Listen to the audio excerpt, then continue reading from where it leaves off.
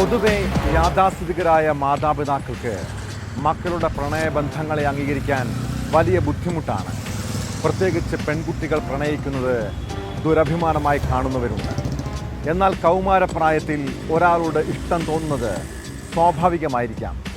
അതിനെ എതിർക്കുകയും പ്രശ്നങ്ങൾ സൃഷ്ടിക്കുകയും ചെയ്യുന്ന ചില അച്ഛന്മാരെക്കുറിച്ച് പലപ്പോഴും കേൾക്കാൻ കഴിയും. കൊല്ലം ഇരവിപുരത്ത് മകളുടെ കാമുകനെ പിതാവ് കുത്തിക്കൊലപ്പെടുത്തിയ വാർത്ത ഏറെ നടുക്കമുളവാക്കുന്നതാണ്. അരുൺ ഷിജു എന്ന 19-കാരൻ്റെ മരണം ദുരഭിമാന കൊലയോ? വിശദമായി പരിശോധിക്കുകയാണ് പോലീസ് പട്രോൾ. സ്വാഗതം.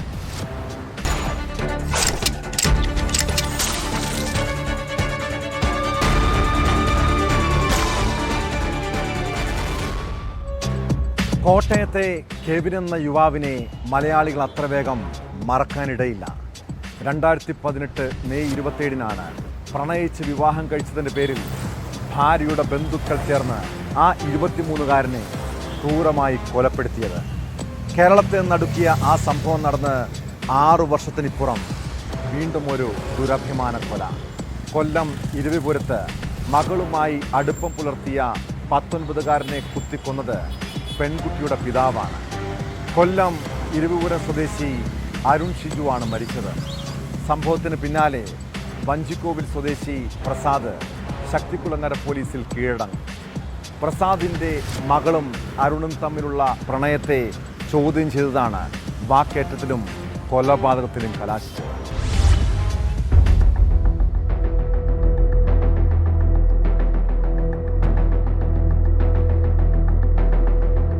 കഴിഞ്ഞ ദിവസം വൈകിട്ട് 6 മണിയോടെ കൊല്ലം ഇരട്ടക്കടയിലാണ് സംഭവം. ഇരവിപുരം സ്വദേശി പ്രസാദിന്റെ മകളെ അരുൺ ശല്യം ചെയ്യുന്നതായ ആരോപണത്തെ തുടർന്നുണ്ടായ വാക്കേറ്റവും സംഘർഷവുമാണ് കത്തിക്കുത്തിൽ കലാശിച്ചത്. കുറച്ച് ദിവസം മുമ്പ് പെൺകുട്ടിയെ പിതാവ് ബന്ധുവിന്റെ വീട്ടിലാക്കിയിരുന്നു. ഇവിടെ എത്തി പെൺകുട്ടിയെ കണ്ടെന്ന് ആരോപിച്ച പ്രസാദും അരുണും തമ്മിൽ ഫോണിലൂടെ വാക്കേറ്റമുണ്ടായി. ഇത് പരിഹരിക്കാൻ എന്ന പേരിൽ പ്രസാദിന്റെ ബന്ധുവീടായ കുരിപ്പുഴ വെസ്റ്റ് ഇരട്ടക്കട വലിയകാവ് നഗറിലെ വീട്ടിലേക്ക് യുവാവിനെ വിളിച്ചു വരുത്തി. ഇവിടെ വെച്ച അരുണും സുഹൃത്തും പ്രസാദുമായി വാക്കേറ്റവും കയ്യാങ്കളിയും ഉണ്ടാവുകയും തുടർന്ന് പ്രസാദ് കൈവശമുണ്ടായിരുന്ന കത്തിയെടുത്ത അരുണിന്റെ നെഞ്ചിൽ കുത്തുകയുമായിരുന്നു. ഗുരുതരമായി പരിക്കേറ്റ അരുണിനെ ജില്ലാ ആശുപത്രിയിലും തുടർന്ന് സ്വകാര്യ മെഡിക്കൽ കോളേജ് ആശുപത്രിയിലും എത്തിച്ചെങ്കിലും ജീവൻ രക്ഷിക്കാനായില്ല. കൊലയ്ക്ക് ശേഷം പ്രസാദ് ശക്തികുളങ്ങര പോലീസ് സ്റ്റേഷനിലെത്തി കീഴടങ്ങി.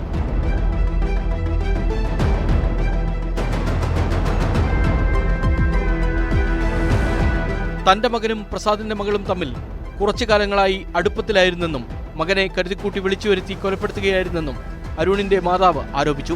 മദ്യപിച്ചു കഴിഞ്ഞാൽ പ്രസാദ സ്ഥിരമായി മകനെ വിളിച്ച് ഭീഷണിപ്പെടുത്താറുണ്ടെന്നും ഇവർ പറയുന്നു. അയാൾ നമ്മളെ ഇറിറ്റേറ്റ് ചെയ്യാൻ ഇങ്ങനെ ഓരോന്നോരോന്ന് പറഞ്ഞുകൊണ്ടിരിക്കും. കാരണം നമുക്കറിയാം നമ്മളെയും ഇറിറ്റേറ്റ് ചെയ്യാനായിട്ട് ഇയാൾ ഇങ്ങനെ ഓരോ സംസാരിച്ചുകൊണ്ടിരിക്കുന്നതായിരുന്നു.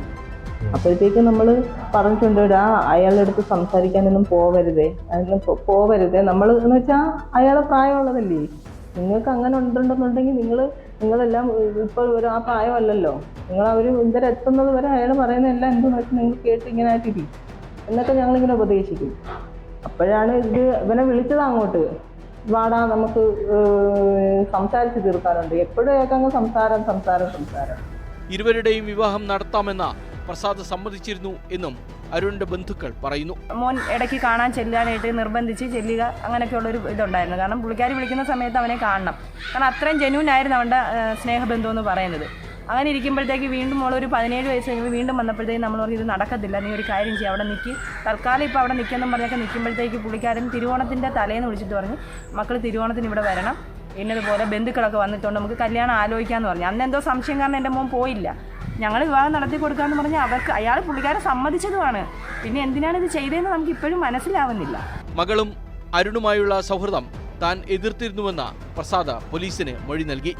സൗഹൃദത്തിൽ നിന്ന് പിന്മാറണമെന്ന് താൻ പലവട്ടം ആവശ്യപ്പെട്ടെങ്കിലും അരുൺ വഴങ്ങാത്തതാണ് സംഘർഷത്തിന് കാരണമായത്.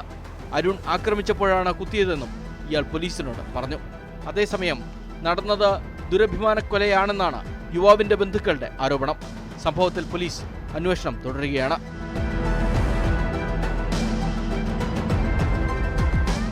ന്യൂസ് 18 കൊട്ടാരക്കര. ദാമ്പത്യ പ്രശ്നങ്ങളിൽ പരസ്പരം പകവീട്ടാൻ കള്ളക്കേസുകളും പരാതികളും കൊടുക്കുന്ന നിരവധി സംഭവങ്ങൾ പുറത്തു വന്നിട്ടുണ്ട്. കോഴിക്കോട് എലത്തൂരിൽ നിന്ന് കേട്ടത് അത്തരമൊരു കേസാണ്. ഭാര്യ ഭർത്താവിൻ്റെ ജനനേന്ദ്രിയം ഛേദിക്കാൻ ശ്രമിച്ചെന്ന പരാതി വ്യാജമെന്നാണ് വീട്ടമ്മയുടെ ആരോപണം. ഭർത്താവ് കള്ളക്കേസിൽ കുടുക്കുകയാണെന്നും പരസ്ത്രീ ബന്ധം അറിഞ്ഞത് മുതൽ 9 വർഷമായി പീഡിപ്പിക്കുകയാണെന്നും വീട്ടമ്മ ആരോപിക്കുന്നു. സംഭവത്തിൽ വീട്ടമ്മ സിറ്റി പോലീസ് കമ്മീഷണർക്ക് പരാതി നൽകിയിട്ടുണ്ട്.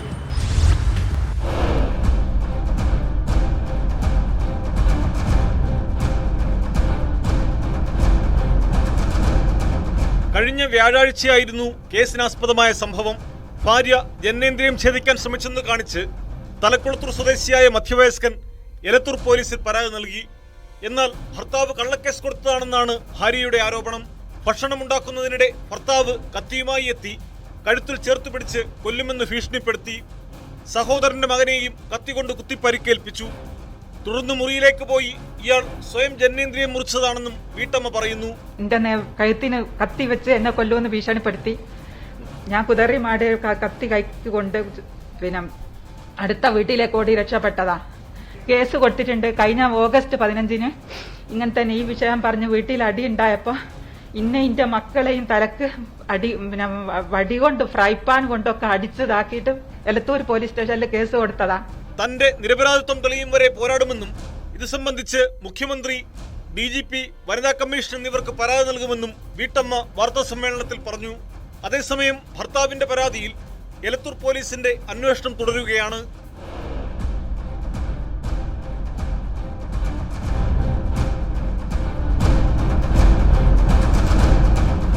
ന്യൂസ് 18 കോഴിക്കോട്.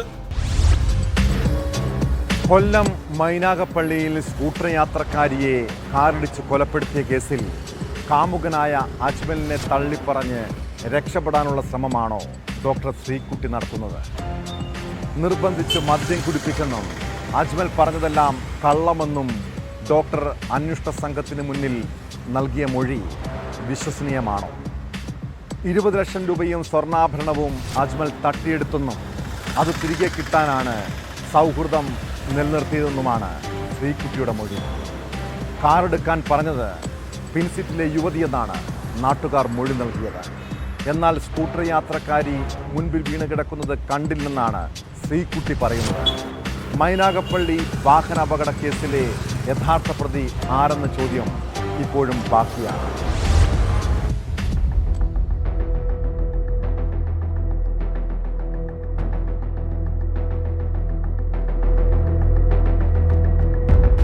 മൈനാഗപ്പള്ളി അനൂർക്കാവിൽ വാഹനമിടിച്ച് കൊലപ്പെടുത്തിയ കേസിൽ പ്രതികളുടെ മൊഴികളിൽ വൈരുദ്ധ്യം. ഇതോടെ സാക്ഷിമൊഴികളുടെ പ്രാധാന്യം വർദ്ധിക്കുന്നൊരു സാഹചര്യമാണ് ഉള്ളത്. ശ്രീകുട്ടിയുടെ മൊഴിയിലാണ് നിർണായക വിവരങ്ങൾ പോലീസിന് ലഭ്യമായിരിക്കുന്നത്. അജ്മലിനെ പൂർണ്ണമായും തള്ളിപ്പറഞ്ഞുകൊണ്ടാണ് ഇപ്പോൾ ശ്രീകുട്ടി പോലീസിന് മൊഴി നൽകിയിരിക്കുന്നത്. അജ്മലാണ് ഇതിൻ്റെ പിന്നിൽ എന്നാണ്, താനൊരു കുറ്റവും ചെയ്തിട്ടില്ല എന്നാണ് ശ്രീകുട്ടി പോലീസിനോട് വെളിപ്പെടുത്തുന്നത്. തിരുവോണ ദിവസം തങ്ങൾ മദ്യപിക്കാൻ കാരണം ഈ അജ്മലാണ്. അജ്മൽ നിർബന്ധപൂർവ്വം തനിക്ക് മദ്യം നൽകുകയായിരുന്നു എന്നാണ് ശ്രീകുട്ടി പോലീസിന് മൊഴി നൽകുന്നത്. അതുപോലെ തന്നെ അപകട സമയം താൻ വാഹനത്തിൻ്റെ പിൻസീറ്റിലായിരുന്നു. അപകടം നടന്ന സംഭവം പോലും താൻ അറിഞ്ഞിരുന്നില്ല. അവിടെ നിന്നും വാഹനം ഓടിച്ചു പോകണമെന്ന് പറഞ്ഞത് താനാണെന്നാണ് അജ്മൽ പോലീസിന് മൊഴി നൽകിയത്. പക്ഷേ ഇത് ശുദ്ധ കള്ളമാണ്, താൻ അങ്ങനെ പറഞ്ഞിട്ടേ ഇല്ല എന്നാണ് ഇപ്പോൾ ശ്രീകുട്ടി പോലീസിന് മൊഴി നൽകിയത്. അജ്മലിനെ കുറ്റപ്പെടുത്തിക്കൊണ്ട് താൻ ഒരു കുറ്റവും ചെയ്തിട്ടില്ല എന്ന് വരുത്തി തീർക്കുന്നതിനായുള്ളൊരു മൊഴിയാണ് ശ്രീകുട്ടിയുടെ ഭാഗത്തു നിന്നും ഉണ്ടായിരിക്കുന്നത്. ഏകദേശം 6 മാസ കാലയളവിലാണ് അജ്മലുമായി ശ്രീകുട്ടി പരിചയപ്പെടുന്നത്. 20 ലക്ഷം രൂപയും അതുപോലെ തന്നെ സ്വർണ്ണാഭരണങ്ങളും അജ്മൽ തന്നിൽ നിന്നും കൈക്കലാക്കിയെന്നാണ് ശ്രീകുട്ടി പോലീസിന് മൊഴി നൽകുന്നത്. ഈ ഒരു സ്വർണ്ണാഭരണങ്ങളും പൈസയും തിരികെ വാങ്ങുന്നതിന് വേണ്ടിയാണ് അജ്മലുമായി ഒരു സൗഹൃദത്തിൽ താൻ ഏർപ്പെട്ടതെന്നാണ് ഇപ്പോൾ പോലീസിന് മൊഴി നൽകുന്നത്. ഈ രണ്ടുപേരെയും വെവ്വേറെ ഇരുത്തിയാണ് ഇപ്പോൾ ചോദ്യം ചെയ്യുന്നത്. കൂടുതൽ വ്യക്തത ഈ കേസിൽ ഇനിയും വരാനിരിക്കുന്നു. കൃത്യമായിട്ടൊരു അന്വേഷണമാണ് നടക്കുന്നത്. 2 ദിവസത്തെ കസ്റ്റഡി കാലാവധിയെ മാത്രമാണ് ഇപ്പോൾ പോലീസിനുള്ളത്. ശാസ്താംകോട്ട DYSPയുടെ നേതൃത്വത്തിലുള്ള അന്വേഷണ സംഘമാണ് പ്രതികളെ ചോദ്യം ചെയ്യുന്നത്. തെളിവെടുപ്പ് എല്ലാം തന്നെ വലിയ നിർണായകമായൊരു സാഹചര്യത്തിലേക്കാണ് കഴിഞ്ഞ ദിവസങ്ങളിൽ കടന്നുപോയത്. പ്രതികളെ കസ്റ്റഡിയിൽ വാങ്ങിയ ദിവസം തന്നെ സംഭവ സ്ഥലങ്ങളിൽ എത്തിച്ച് പോലീസ് തെളിവെടുപ്പുകൾ നടത്തിയിരുന്നു. അതുപോലെ തന്നെ വലിയ ജനരോക്ഷം ഉണ്ടാകുന്ന ഒരു സാഹചര്യവും എത്തിയിരുന്നു. അപകട സ്ഥലത്ത് പ്രതികളെ വാഹനത്തിൽ നിന്നും ഇറക്കി തെളിവെടുപ്പ് നടത്താൻ പോലീസിന് സാധിച്ചിരുന്നില്ല. അതുപോലെ തന്നെ ഇവർ സംഘം ചേർന്ന് മദ്യപിച്ച സ്ഥലവും വാഹനത്തിൻ്റെ ഉടമയുടെ വീടും ഇവർ ഓടി രക്ഷപ്പെട്ട് കയറിയ വീട്ടിലുമെല്ലാം തന്നെ പോലീസ് ഈ പ്രതികളെ എത്തിച്ച് തെളിവെടുപ്പ് നടത്തുന്ന ഒരു സാഹചര്യമായിരുന്നു ഉണ്ടായത്. അതുപോലെ തന്നെ കരുനാഗപ്പള്ളിയിലെ ഒരു ഹോട്ടൽ റൂമിൽ ഉത്രാട ദിവസം ഇവർ തങ്ങിയതായിട്ടുള്ള വിവരം പോലീസിന് ലഭിച്ചിരുന്നു. അതിൽ കൂടുതൽ വ്യക്തത വരുന്നതിനായി വേണ്ടി അവിടെ എത്തിച്ചും പ്രതികളെ തെളിവെടുപ്പ് നടത്തുന്ന ഒരു സാഹചര്യമുണ്ടായി. അതുപോലെ തന്നെ ഇവർ മദ്യപിക്കുകയും ലഹരി ഉപയോഗിക്കുകയും ചെയ്യുന്ന തരത്തിലുള്ള CCTV ദൃശ്യങ്ങൾ സഹിതം പോലീസിന് ലഭിച്ചിട്ടുണ്ട് എന്നാണ് നമുക്കിപ്പോൾ അറിയാൻ കഴിയുന്നത്. കേസിൽ കൂടുതൽ വ്യക്തത വരും ദിവസങ്ങളിൽ തന്നെ പുറത്തുവരും എന്ന് തന്നെയാണ് നമുക്കറിയാൻ സാധിക്കുന്നത്. S Vineesh, news 18 Kottarakkara.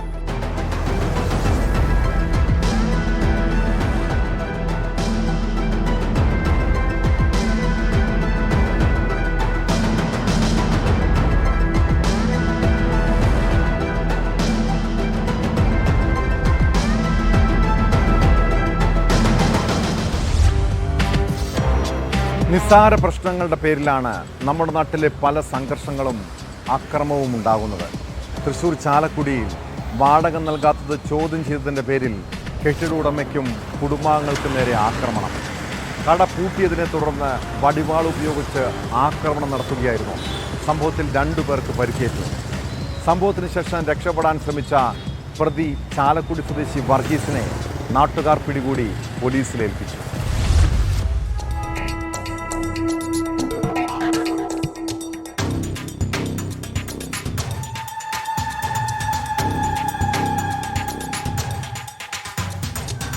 ചാലക്കുടിയിൽ റോസ് ഓപ്റ്റിക്കൽ എന്ന കട നടത്തിയിരുന്ന വർഗീസ് കൂരൻ 9 മാസമായി കെട്ടിട വാടക നൽകിയിരുന്നില്ല.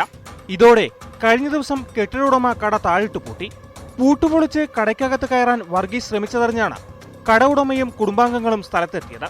ഇതോടെ കയ്യിൽ കരുതിയ വടിവാൾ ഉപയോഗിച്ച് വർഗീസ് ഇവർക്കു നേരെ ആക്രമണം നടത്തുകയായിരുന്നു.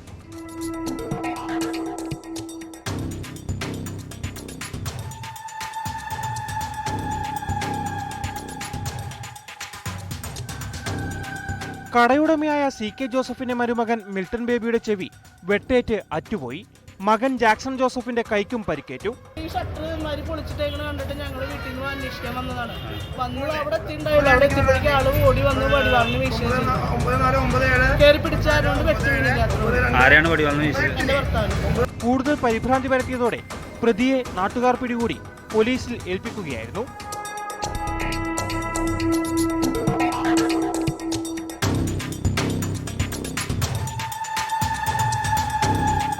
ന്യൂസ് 18 തൃശൂർ.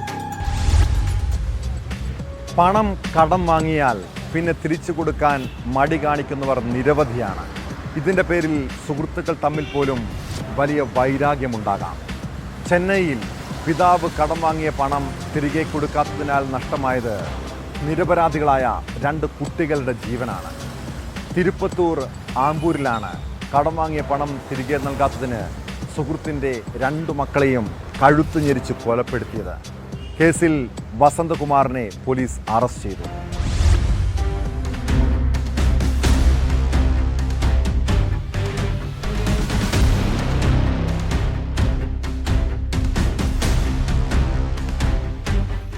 തിരുപ്പത്തൂർ ആമ്പൂർ വടിവേൽ നഗർ പള്ളിയാർ കോവിൽ സ്ട്രീറ്റിലെ യോഗരാജ് വനിതാ ദമ്പതികളുടെ മക്കളായ 6 വയസ്സുകാരൻ യോഗിത്, 4 വയസ്സുകാരൻ ദർശൻ എന്നിവരാണ് കൊല്ലപ്പെട്ടത്.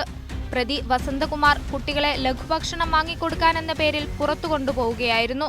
രാത്രി വൈകിട്ടും കുട്ടികൾ വീട്ടിൽ തിരിച്ചെത്താത്തതിനെ തുടർന്ന് യോഗരാജ് വസന്തിന്റെ മൊബൈൽ ഫോണിലേക്ക് വിളിച്ചുവെങ്കിലും സ്വിച്ച് ഓഫ് ആയിരുന്നു. തുടർന്ന് യോഗരാജ് ആമ്പൂർ റൂറൽ പോലീസിൽ പരാതി നൽകി. തിരുപ്പത്തൂർ ജില്ലാ പോലീസ് സൂപ്രണ്ട് ശ്രേയ ഗുപ്തയുടെ നേതൃത്വത്തിലുള്ള സംഘം നടത്തിയ പരിശോധനയിലാണ് മൃതദേഹം കണ്ടെത്തിയത്.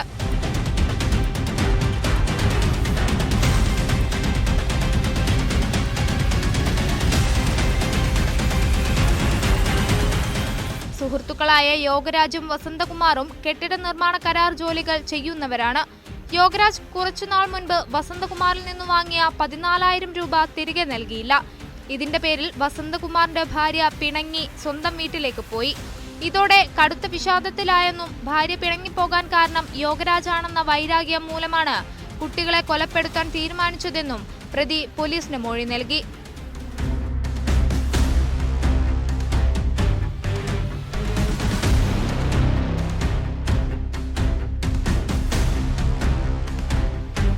ന്യൂസ് 18 ചെന്നൈ. സമൂഹ മാധ്യമങ്ങളിലെ പ്രണയക്കെണിയെക്കുറിച്ച് നമ്മൾ പല ദിവസങ്ങളിലും പറയാറുണ്ട്. ഇൻസ്റ്റഗ്രാമും ഫേസ്ബുക്കും വഴി പരിചയപ്പെടുന്നവരുമായി പെൺകുട്ടികൾ പ്രണയത്തിലാകും. പിന്നീട് പീഡനം നടന്നു കഴിയുമ്പോഴാണ് ഇതിൻ്റെ അപകടം തിരിച്ചറിയുക. ഇടുക്കിയിൽ ഇൻസ്റ്റഗ്രാം വഴി പരിചയപ്പെട്ട 20കാരിയെ വിവിധ സ്ഥലങ്ങളിലെത്തിച്ച് പീഡിപ്പിച്ച യുവാവിനെ തങ്കമണി പോലീസ് അറസ്റ്റ് ചെയ്തു. ഏലപ്പാറ ചപ്പാത്ത് സ്വദേശി ജസ്പിൻ സജിയെയാണ് പോലീസ് പിടികൂടിയത്. യുവതിയുടെ നഗ്ന വീഡിയോ സമൂഹ മാധ്യമങ്ങളിൽ പ്രചരിപ്പിച്ചതിന് പിന്നാലെയാണ് പീഡന കഥ പുറത്തു വന്നത്.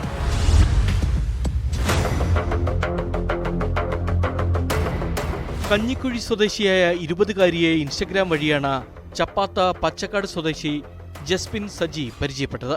തുടർന്ന് കാൽവരി മൗണ്ട്, കോട്ടയം, കട്ടപ്പന തുടങ്ങിയ സ്ഥലങ്ങളിലെ വിവിധ ലോഡ്ജുകളിൽ എത്തിച്ച നിരവധി തവണ പീഡിപ്പിക്കുകയും മൊബൈൽ ഫോണിൽ നഗ്ന വീഡിയോ എടുക്കുകയും ചെയ്തതായാണ് പരാതി. 2023 ജൂൺ മുതൽ നവംബർ വരെയുള്ള കാലയളവിലാണ് പീഡനം നടന്നതെന്ന് പരാതിയിൽ പറയുന്നു. നാളുകൾക്ക് ശേഷം പ്രതി യുവതിയുടെ നഗ്ന വീഡിയോ സമൂഹമാധ്യമങ്ങളിൽ പ്രചരിപ്പിച്ചു. ഇതറിഞ്ഞ യുവതി ഉപ്പുതറ പോലീസിൽ പരാതി നൽകുകയായിരുന്നു.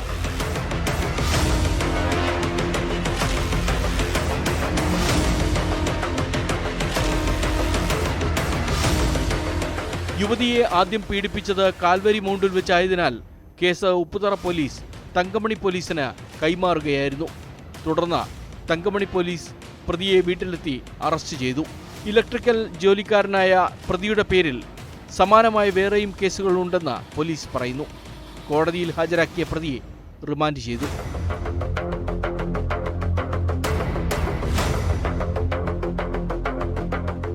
ന്യൂസ് 18 ഇടുക്കി. കാസർഗോഡ് മഞ്ചേശ്വരത്ത് അസ്കർ അലി എന്ന യുവാവിൻ്റെ വീട്ടിൽ നടന്നത് കേരളത്തിലെ തന്നെ ഏറ്റവും വലിയ ലഹരി മരുന്ന് വേട്ടയാണ്. 3.5 കിലോ MDMA-യും 3/4 കിലോ കഞ്ചാവും 100 ഗ്രാം കൊക്കൈനും ലഹരി ഗുളികകളും പിടിച്ചെടുത്തു. വിപണിയിൽ ഇതിന് 1 കോടിയോളം രൂപ വില വരും. അസ്കർ അലിക്ക് പിന്നിൽ അന്തർ സംസ്ഥാന ലഹരി മരുന്ന് മാഫിയ സംഘമെന്നാണ് സൂചന.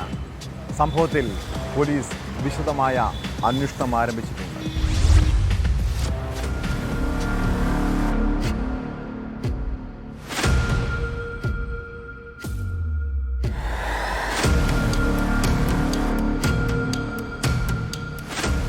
ജില്ലാ പോലീസ് മേധാവിക്ക് ലഭിച്ച രഹസ്യവിവരത്തെ തുടർന്ന് നടത്തിയ പരിശോധനയിലാണ് മഞ്ചേശ്വരം പോലീസ് സ്റ്റേഷൻ പരിധിയിലെ പാത്വാടിയിലെ അസ്കർ അലിയുടെ വീട്ടിലെ കിടപ്പുമുറിയിൽ നിന്ന് ലഹരിമരുന്ന് ശേഖരം പിടികൂടിയത്. 3 kilo 409 gram MDMA, 640 gram green ganja, 96.96 gram cocaine, 30 ലഹരി ഗുളികകൾ എന്നിവയാണ് പിടികൂടിയത്. ഓഗസ്റ്റ് 30-ന് കളനാട് കാപ്പിലിൽ താമസിക്കുന്ന കർണാടക മുടികരെ അബ്ദുൾ റഹീം എന്ന രവിയെ 49.33 ഗ്രാം MDMA-യുമായി മേൽപ്പറമ്പ് പോലീസ് അറസ്റ്റ് ചെയ്തിരുന്നു. റിമാൻഡിലായിരുന്ന ഇയാളെ കസ്റ്റഡിയിലെടുത്ത് ചോദ്യം ചെയ്തപ്പോഴാണ് MDMA കൈമാറിയതിന് പിന്നിൽ അസ്കർ അലിയാണെന്ന് വ്യക്തമായത്. ഇയാളെയും കൂട്ടി ഉപ്പളയിലെത്തിയ പോലീസ് സംഘം തന്ത്രപൂർവ്വം അസ്കർ അലിയെ വലയിലാക്കി. തുടർന്നാണ് പാത്വാടിയിലെ വീട്ടിൽ പരിശോധന നടത്തിയത്. ഇയാൾക്ക് പിന്നിൽ ബംഗളൂരു കേന്ദ്രമായി പ്രവർത്തിക്കുന്ന അന്തർ സംസ്ഥാന ലഹരിമരുന്ന് മാഫിയ ഉണ്ടെന്നാണ് സൂചന. കാസർഗോഡ് ജില്ലയിലെ തന്നെ ഏറ്റവും വലിയ ലഹരി വേട്ടയാണ് പാത്വാടിയിലേതെന്ന് ജില്ലാ പോലീസ് മേധാവി ഡി ശില്പ പറഞ്ഞു. ലഹരിമരുന്നുകളുടെ ഉറവിടവും സാമ്പത്തിക സ്രോതസ്സും അടക്കമുള്ള കാര്യങ്ങൾ വിശദമായി അന്വേഷിച്ചു വരികയാണെന്നും ജില്ലാ പോലീസ് മേധാവി വ്യക്തമാക്കി. ഇതിൽ അന്വേഷണം കൂടുതൽ നടക്കുന്നുണ്ട്. എവിടെ നിന്നാണ് ഇത് കിട്ടിയത്, ഇയാൾക്ക് സോഴ്സും പിന്നെ അവരുടെ ഫൈനാൻഷ്യൽ എവിടെ നിന്നാണ് ഇവർക്ക് ഇതെല്ലാം ഈ പൈസ കിട്ടുന്നത് ഇതെല്ലാം പർച്ചേസ് ചെയ്യാൻ, പിന്നെ ബാക്കി ആൾക്കാരുടെ ഇൻവോൾവ്മെൻറ്റ് ഈ കാര്യത്തിൽ അന്വേഷണം നടക്കുന്നുണ്ട്. ഏകദേശം ഒരു കോടി എന്ന് പറയാൻ പറ്റൂ. നമുക്കിപ്പോൾ കിട്ടിയിരുന്ന സാധനം 1 കോടി എത്ര. ഇതെല്ലാം പ്രൈസസ് ആക്ച്വലി വേരിയബിൾ ആണ്. സോ എക്സാക്ട് പ്രൈസ് നമുക്ക് പറയാൻ പറ്റത്തില്ല. അപ്രോക്സിമേറ്റ് ആണ് നമ്മളിപ്പോൾ പറയുന്നത്. അത് നോക്കി ഓൾമോസ്റ്റ് 1 കോടിയാണ് ഇത് വരുന്നത്. മേൽപ്പറമ്പ് SHO സന്തോഷ്, SCPO പ്രദീപൻ, മഞ്ചേശ്വരം SI-മാരായ നിഖിൽ, സലീം, ASI-മാരായ മധു, Sumesh Raj, SCPO Dhanesh, CPO-മാരായ Nitish, Prakshobh, Nitin, WCPO Vandana, Vidyanagar ASI Prasad, Kasaragod SB-യിലെ SCPO Pratheesh Gopal എന്നിവരാണ് ലഹരിമരുന്ന് വേട്ട നടത്തിയ സംഘത്തിൽ ഉണ്ടായിരുന്നത്.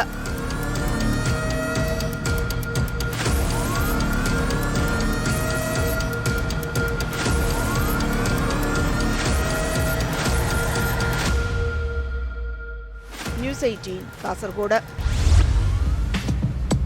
മുഖ്യമന്ത്രി തള്ളിപ്പറഞ്ഞിട്ടും കടന്നാക്രമിച്ചിട്ടും PV അൻവർ MLA ഒരു നടക്കി പോകുന്ന മട്ടില്ല.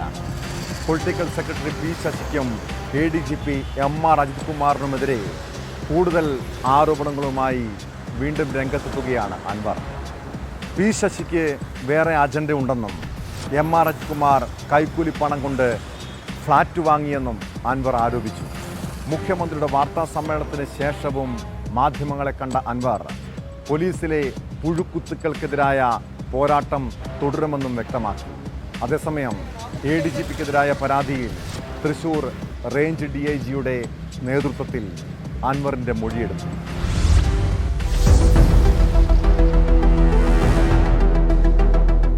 P ശശി മാതൃകാപരമായ പ്രവർത്തനമാണ് നടത്തുന്നതെന്നാണ് മുഖ്യമന്ത്രിയുടെ പ്രതികരണം. സ്വർണ്ണക്കടത്ത് ഹവാല സംഘങ്ങൾക്ക് വേണ്ടിയാണോ അൻവറിന്റെ നീക്കമെന്ന സംശയവും മുഖ്യമന്ത്രി പ്രകടിപ്പിച്ചു. അന്വേഷണ റിപ്പോർട്ടിലെ കണ്ടെത്തലിന്റെ അടിസ്ഥാനത്തിലായിരിക്കും ADGP MR അജിത് കുമാറിനെതിരെ നടപടി കൈക്കൊള്ളുക. അജിത് കുമാറിനെതിരെയുള്ള ആരോപണങ്ങൾ ഗൗരവമുള്ളതാണ്.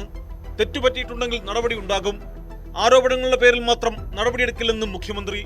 ഒരു കാര്യം വ്യക്തമായി പറയാം, ഒരു തരത്തിലുള്ള രാഷ്ട്രീയ ചർച്ചകൾക്കും ഒരു പോലീസ് ഉദ്യോഗസ്ഥനെയും നിയോഗിക്കുന്ന പതിവ് ഞങ്ങൾക്കില്ല. ഏതെങ്കിലും ഉദ്യോഗസ്ഥൻ ഏതെങ്കിലും രാഷ്ട്രീയ നേതാവിനെയോ സംഘടനാ നേതാവിനെയോ കണ്ടിട്ടുണ്ടെങ്കിൽ അത് ഔദ്യോഗിക കൃത്യനിർവഹണത്തെ ബാധിക്കുന്ന തരത്തിലുള്ള കൂടിക്കാഴ്ചയാണെങ്കിൽ നിയമത്തിനും ചട്ടങ്ങൾക്കും അനുസൃതമായ നടപടിയുണ്ടാകും. അത് അന്വേഷണ റിപ്പോർട്ട് വന്ന ശേഷം ഉണ്ടാകേണ്ട തീരുമാനമാണ്.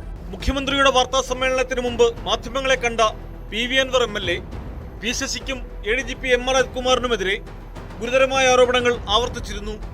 ആഭ്യന്തര വകുപ്പ് കൈകാര്യം ചെയ്യുന്നത് P ശശിയാണ്. ശശിക്ക് വേറെ അജണ്ടയുണ്ടെന്നും സർക്കാരിനെ മാനക്കേടിലെത്തിച്ചതായും അൻവർ തുറന്നടിച്ചു. സോളാർ കേസ് അജിത് കുമാർ പണം വാങ്ങി അട്ടിമറിച്ചു. കൈക്കൂലിപ്പണം കൊണ്ട് തിരുവനന്തപുരം പട്ടത്ത് ഫ്ളാറ്റ് വാങ്ങി. പോലീസ് ഓഫീസർമാർ അനധികൃത സ്വത്ത് സമ്പാദനം നടത്തിയതിന്റെ തെളിവ് കയ്യിലുണ്ടെന്നും അൻവർ പറഞ്ഞു. പോലീസിൽ എന്നും ഇങ്ങനെയൊക്കെ തന്നെയാണ് എല്ലാ കാലത്തും. പക്ഷെ അവരെ ഒതുക്കി നിർത്തുക, അവരെ കൺട്രോൾ ചെയ്യുക എന്നതാണ് ആ പൊളിറ്റിക്കൽ സെക്രട്ടറിയുടെ ഉത്തരവാദിത്വം. ആ ഉത്തരവാദിത്തമാണ് ഇവിടെ നിർവഹിക്കപ്പെടാതെ പോയത്. ആ ഉത്തരവാദിത്തം നിർവഹിക്കപ്പെടാതെ പോയതുകൊണ്ടാണ് ഈ ഒരു പരിതസ്ഥിതിയിലേക്ക് പോലീസുകാരന് ആകെ അപമാനം സഹിക്കേണ്ട ഗതികളിലേക്ക് എത്തിയത്. തിരുവനന്തപുരം കുറുവൻകോണത്താണ് അൻവർ പറഞ്ഞ ഫ്ളാറ്റ്. അതേസമയം ADGPക്കെതിരായ പരാതിയിൽ വീണ്ടും അൻവറിന്റെ മൊഴിയെടുത്തു. ഷൊർണൂർ PWD റെസ്റ്റ് ഹൗസിൽ തൃശൂർ റേഞ്ച് DIGയുടെ നേതൃത്വത്തിലായിരുന്നു മൊഴിയെടുപ്പ്. വൈകിട്ട് വീണ്ടും മാധ്യമങ്ങളെ കണ്ട PV അൻവർ നിലപാട് മാറ്റില്ലെന്ന് വ്യക്തമാക്കി. പോലീസിലെ പുഴുക്കുത്തുകൾക്കെതിരായ പോരാട്ടം തുടരും. വിജിലൻസ് അന്വേഷണം സത്യസന്ധമല്ലെന്ന് അഭിപ്രായമില്ല. മുഖ്യമന്ത്രിയെ ചിലർ തെറ്റിദ്ധരിപ്പിച്ചതാണെന്നും PV അൻവർ. ആ പുഴുക്കുത്തുകൾക്കെതിരെയുള്ള പോരാട്ടം അത് ഇനിയും തുടരുക തന്നെ ചെയ്യും, അതിൽ യാതൊരു തർക്കവുമില്ല. അപ്പോൾ ഞാൻ ഉന്നയിച്ച വിഷയങ്ങൾ ബഹുമാനപ്പെട്ട മുഖ്യമന്ത്രിയെ അത് പൂർണ്ണമായും തെറ്റിദ്ധരിപ്പിച്ചിട്ടുണ്ട്. എൻ്റെ ബോധ്യം അതാണ്. ആ തെറ്റിദ്ധാരണ മാറുമ്പോൾ CM സൂചിപ്പിച്ച കാര്യങ്ങളിൽ മാറ്റം വരും. സ്വർണ്ണക്കള്ളക്കടത്ത് സംഘത്തിൽ നിന്ന് P ശശി എന്തെങ്കിലും കൈപ്പറ്റുന്നുണ്ടോ എന്ന് പരിശോധിക്കണമെന്നും PV അൻവർ ആവശ്യപ്പെട്ടു.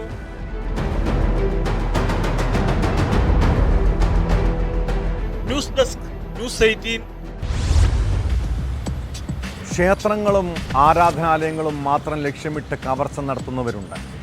മലപ്പുറം വെണ്ടല്ലൂർ പറമ്പത്തുകാവിലെ ഭണ്ഡാരത്തിൻ്റെ പൂട്ടുപൊളിച്ച് മോഷണം നടത്തിയ കേസിൽ 2 പേർ പിടിയിലായി. മങ്കേരി സ്വദേശി കബീർ, പൊന്മുണ്ട സ്വദേശി ജബ്ബാർ എന്നിവരാണ് വളാഞ്ചേരി പോലീസിന്റെ പിടിയിലായത്. ഇരുവരും നിരവധി മോഷണ കേസുകളിലെ പ്രതികളെന്നാണ് പോലീസ് നൽകുന്ന വിവരം.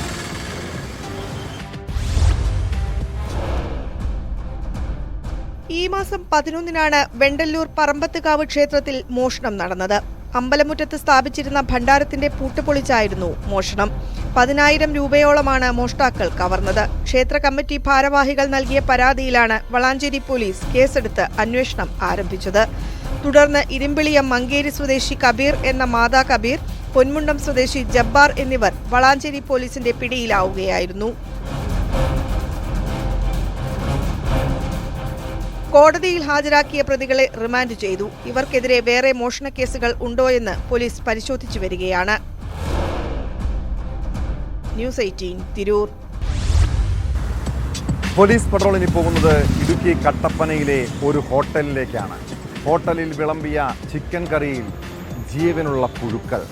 ഇവിടെ നിന്ന് ഭക്ഷണം കഴിച്ച 3 കുട്ടികൾക്ക് ഭക്ഷ്യവിഷബാധയേറ്റു. വൃത്തിഹീനമായ സാഹചര്യത്തിൽ പ്രവർത്തിച്ചിരുന്ന ഹോട്ടൽ നഗരസഭ ആരോഗ്യ വിഭാഗം അടപ്പിച്ചു.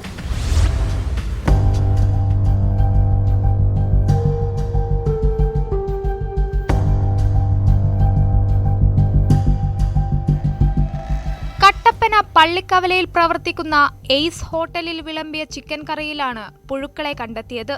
കഴിഞ്ഞ ദിവസം നീന്തൽ പരിശീലനത്തിനായി കട്ടപ്പനയിലെത്തിയ 3 വിദ്യാർത്ഥികൾ പരിശീലനത്തിന് ശേഷം ഈ ഹോട്ടലിലെത്തി പൊറോട്ടയും ചിക്കൻ കറിയും കഴിക്കുകയായിരുന്നു. കഴിച്ചുകൊണ്ടിരുന്നപ്പോഴാണ് കറിയിൽ നിരവധി പുഴുക്കളെ കണ്ടത്. ഭക്ഷണത്തിൽ നിന്ന് കുട്ടികളുടെ കൈകളിലേക്കും പുഴുക്കൾ കയറി.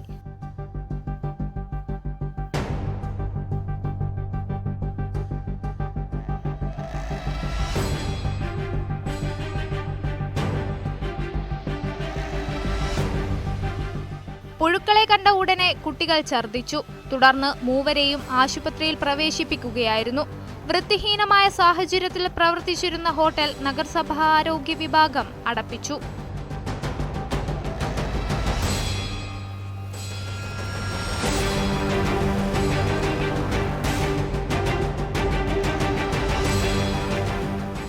ന്യൂസ് 18 ഇടുക്കി.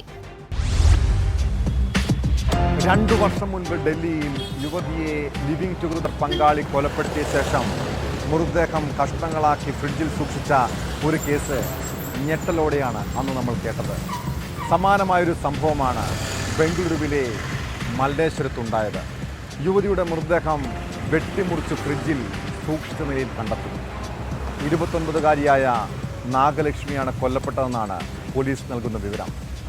മൃതദേഹം 30 കഷ്ണങ്ങളാക്കി ഫ്രിഡ്ജിൽ സൂക്ഷിച്ച നിലയിലായിരുന്നു.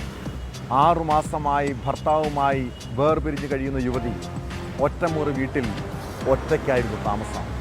എന്താണ് നാഗലക്ഷ്മിക്ക് സംഭവിച്ചത്? ആരാണ് കൊലയാളി?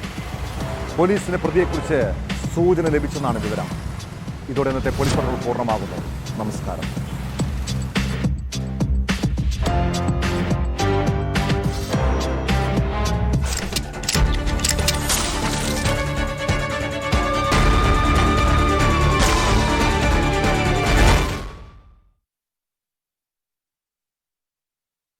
എത്തിയിട്ടുണ്ട്.